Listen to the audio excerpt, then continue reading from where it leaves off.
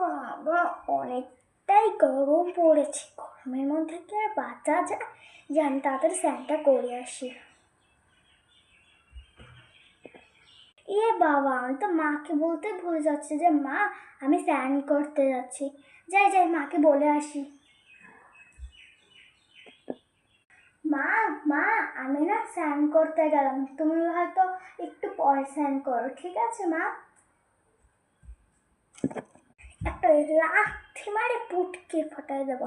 আমি আগে স্নান করবো, তবু তুই স্নান করবি কেন মা? আমি আগে আগে স্নান করলে কি হয়েছে?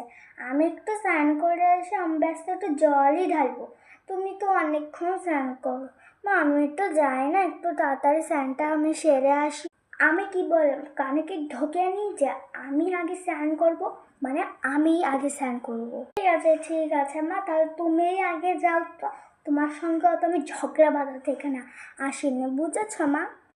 বাবা গো বাবা, আমার মাইয়া বলে মুখে মুখে কথা বলতে লেগেছে। ঠাকুর, কি সর্বনাশ হলো গো আমার। আমাকে মেরে ফেলো, আমাকে মেরে ফেলো ঠাকুর।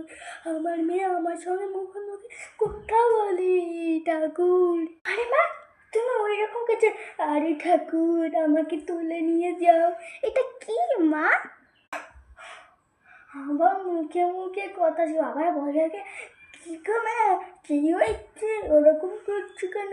দেখতে পাচ্ছ না হয়েছে নাকি চোখে?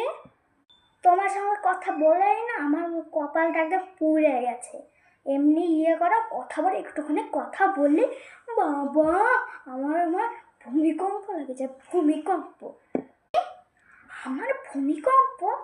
ছি ছি ছি ছি, তার চেয়ে দেখেছি রিতার মা, ও কত ভালো একটা মাইয়া পাইছে। মানে বলতে না বলতে বাড়ির কাজ সব করে দেয়। আর তুই খালি খালি সংসারে ঝগড়া বাঁধাতে লাগো, মনে হয় অলক্ষ্মী ঘরে চলে এসেছে। হ্যাঁ মা, আমি তো তোমার অলক্ষ্মী, তাহলে আমাকে জন্মটা কে দিয়েছে? হ্যাঁ, জন্ম কেন দিয়েছ? এটা তোমারও ভুল আছে, তুমি আমাকে জন্ম কেন দিয়েছ? কেন? শোন, তোর বাবার জন্য আমি তোকে জন্ম দিয়েছি, নাহলে তোকে কুচে ফেলাতাম। কানে ঢুকেছে? বলো তো, তুমি কেন আমার সঙ্গে এরকম কর? আমি অলক্ষ্মী, হ্যাঁ ত্যান, কুকুর, রিতার মেয়ে কত ভালো।